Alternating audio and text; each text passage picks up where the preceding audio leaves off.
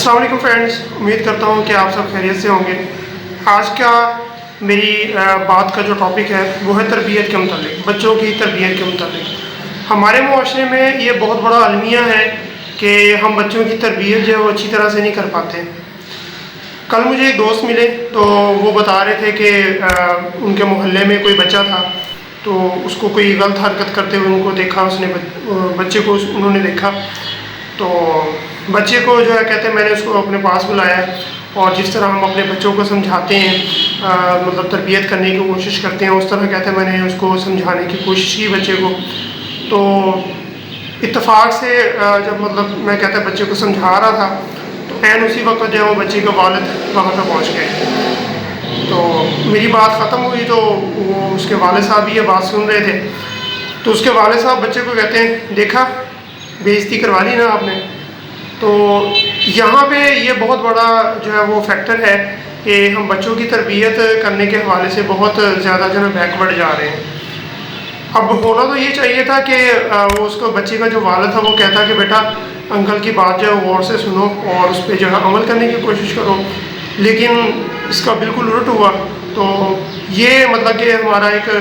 معاشرتی المیہ ہے کہ ہم خود بھی تربیت کرنے سے قاصر ہیں بچوں کی اچھی تربیت کرنے سے، اور اگر کوئی اور شخص جو ہے یعنی باہر کا کوئی فرد جو ہے یا کوئی شخص جو ہے یا گھر کا کوئی شخص جو ہے وہ اگر کوئی بچے کی تربیت اچھی کرنے کی کوشش کرتا ہے یا اس کو کچھ کہنے کی کوشش کرتا ہے تو ہم اس کا جو ہے وہ الٹا مطلب لے لیتے ہیں۔ حالانکہ ہماری تعلیمات کے مطابق جو ہے وہ بچے کی ابتدائی درسگاہ جو ہے وہ ماں کی گود کو کہا گیا ہے، کہ بچے کی ابتدائی درسگاہ کہہ لیں یا تربیت گاہ کہہ لیں، ماں کی گود ہے۔ لیکن ماں کی گود میں بچے کو وہ تربیت نہیں مل پاتی۔ اس کی وجہ یہ ہے کہ ہماری ٹیکنالوجی جو ہے وہ بہت زیادہ فاسٹ ہونے کی وجہ سے ہم موبائل کا استعمال بہت زیادہ کرتے ہیں، اور بچے کو جب اس کی ماں فیڈ کروا رہی ہوتی ہے تو اس وقت جو ہے وہ ہم بچوں کی جو مائیں ہیں وہ موبائل کا استعمال کر رہی ہوتی ہے کنسسٹنٹلی موبائل کا یوز کرتی ہیں، تو اس کی وجہ سے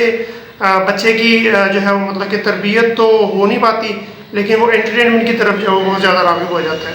بچے کی والدہ بھی اور بچہ بھی۔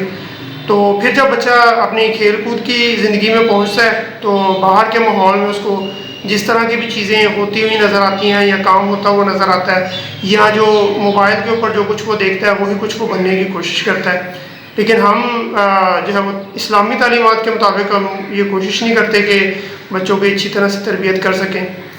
اور اس سے بڑا نقصان بچوں کی تربیت میں یہ ہوتا ہے کہ ہم بچوں کو یہ چیز باور کروانے میں کامیاب ہو جاتے ہیں کہ بیٹا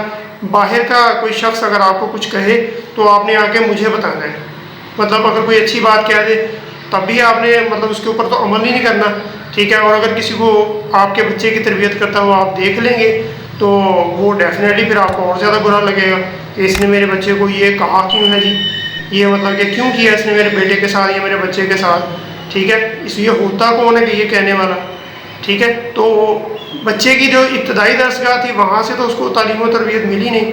ٹھیک ہے۔ اور جب بچہ باہر سے کچھ چیزیں سیکھتا ہے یا کوئی باہر سے کوئی اس کی تربیت کرنے کی کوشش کرتا ہے تو ہم اس کے خلاف جانا شروع کر دیتے ہیں۔ اب اس کا حل یہ ہے کہ ہم مطلب کہ ہمارے معاشرے کے اندر ہم خود اپنے بچوں کی تربیت اچھی کرنے کی کوشش کریں، ٹھیک ہے۔ والدین جو ہے وہ بچوں کو وقت دیں گھر میں تاکہ بچوں کی تربیت اچھی ہو سکے، اور اگر باہر سے کوئی شخص کوئی اچھی بات آپ کے بچے کو کہتا ہے تو بچے کو اس چیز کی طرف جو راغب کریں کہ بیٹا انہوں نے بالکل ٹھیک کہا ہے، آپ اس پہ بھی عمل کرنے کی کوشش کریں، ٹھیک ہے۔ اور آپ کو والدین جو آپ کو مطلب کہ وقتاً فوقتاً جو ہے وہ بتاتے رہتے ہیں کہ آپ نے اس طرح سے کرنا ہے یا ایسے کرنا ہے، تو آپ وہ بھی کرنے کی کوشش کریں، ٹھیک ہے۔ تو